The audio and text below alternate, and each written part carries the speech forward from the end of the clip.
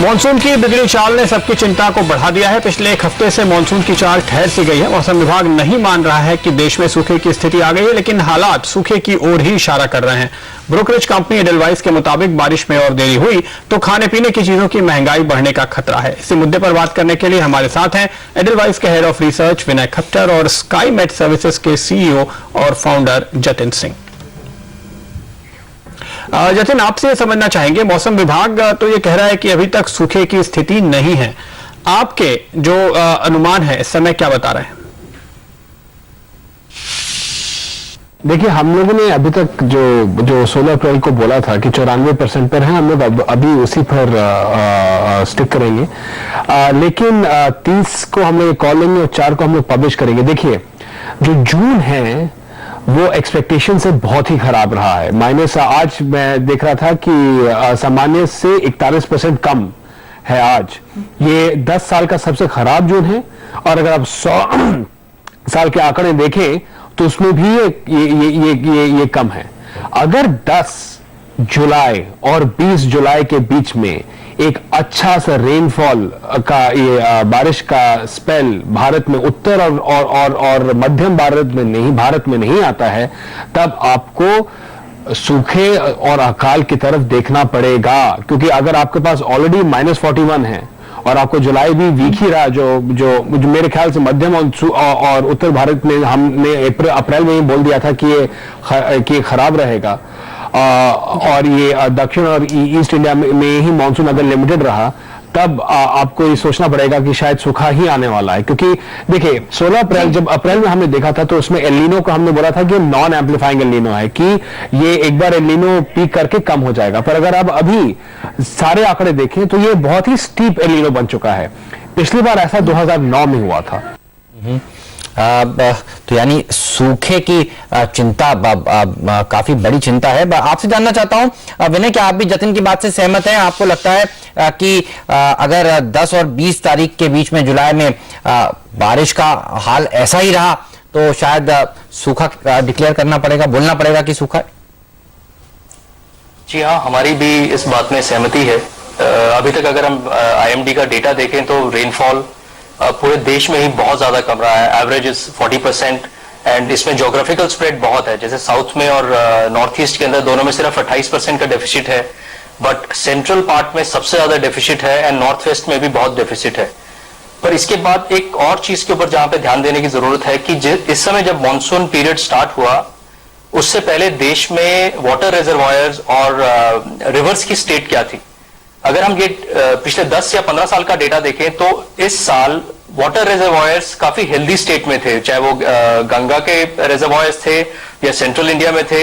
Other than southern part of the country जहां Krishna Kaveri reverse हैं और कुछ तमिलनाडु के रिवर्स हैं, इनको छोड़ के बाकी सब जगह पे रिजर्वायर के लेवल्स काफी हेल्दी स्टेट में थे। तो इस वजह से कुछ हद तक कम बरसात का इम्पैक्ट थोड़ा सा मिटिगेट हो जाता है, थोड़ा सा उसका इम्पैक्ट कम हो जाता है। बट ओवरऑल अगर बरसात की स्टेज यही रही और अगले 5 या 10 दिन में बरसात पिकअप नहीं करती है तो निश्चित तौर पे गवर्नमेंट को सूखा डिक्लेयर करने की नौबत आ सकती है। जतिन, जिस तरह से हालात काफी गंभीर है, आपको क्या लगता है कौन सा एरिया सबसे ज्यादा इफेक्टिव एरिया हो सकता है?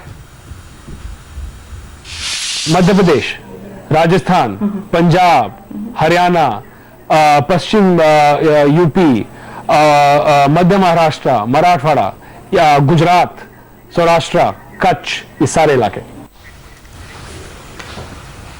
बिल्कुल, तो यहाँ पर आप कह रहे हैं कि काफी हद तक जो स्प्रेड है वो काफी कमजोर नजर आ रहा है आपको, लेकिन पूरा मॉनसून होने वाला है, उसका इंडिकेशन आपको कब तक मिल पाएगा और कब तक आप बता पाएंगे कि दरअसल सूखा है या नहीं? हम 4 जुलाई को दिल्ली में एक प्रेस कॉन्फ्रेंस में आई थिंक हम लोग एक कॉल ले लेंगे कि क्या ये अकाल की तरफ जा रहा है या नहीं। और अगर आपका उसका कॉन्फर्मेशन चाहिए कॉल का तो 10 जुलाई और 20 जुलाई की बारिश से आपको हो जाएगा। मैं इसमें एक और चीज ऐड करना चाहूंगा कि एक मिसनोमर है कि केवल कृषि पर फर्क पड़ता है। सबसे एक और दूसरा बहुत बुरा फर्क पड़ता है बिजली के उत्पादन में, कि आपका हाइडिंग में प्रॉब्लम हो जाता है, आपका कोल के वॉशिंग के लिए पानी नहीं रहता है, आपका इरिगेशन लोड आ जाता है।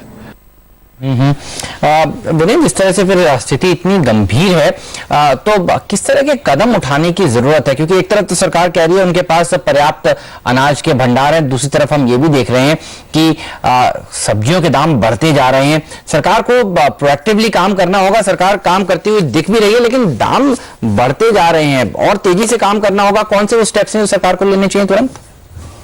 क्योंकि सरकार इसमें काफी एक्सपीरियंस्ड है। अगर हम पुरानी वाली एनडीए की रेजीम देखें जो श्री वाजपेयी सरकार के टाइम पे था, उस समय भी 5 में से 4 साल बरसात अच्छी नहीं हुई थी और एक साल उसमें से शायद 2003 एल नीनो ईयर था जहां पे 18% बिलो एवरेज रेनफॉल हुआ था।